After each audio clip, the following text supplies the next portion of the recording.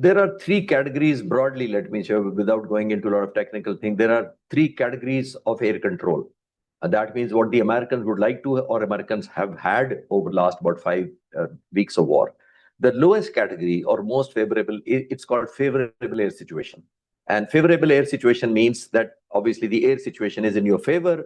The enemy has significant resistance, but overall you prevail as compared to the enemy. Then his air superiority.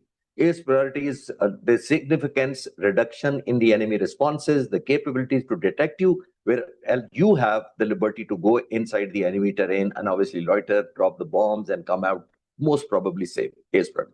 Air dominance is the most favorable for any attacking. Air dominance is a category where you think or you believe and you ensure that the enemy does not have any significant resistance from the ground or from the air.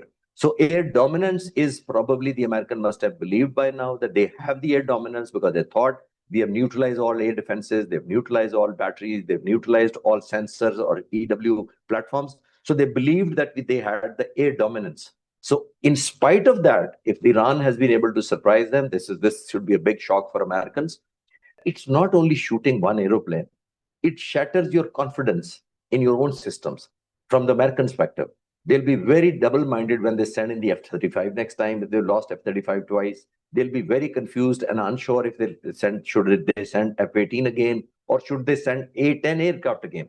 Now, let me tell you one example. The A-10 aircraft is called, basically, it's an attack tank aircraft, which is used, it's called tank buster.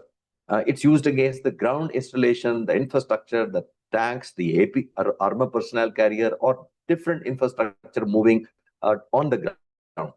So it shoot these targets.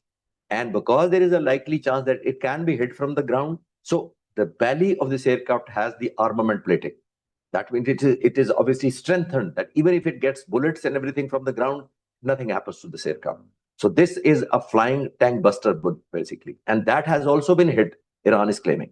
That should worry, obviously, Americans. Now, if I was an A-10 pilot, or I was planning an A-10 mission from the planning point of view, I'll be very confused. I'll not be very sure about it. Should we send this aircraft again? Because this has been shot down by the Iranians. How and where is part two?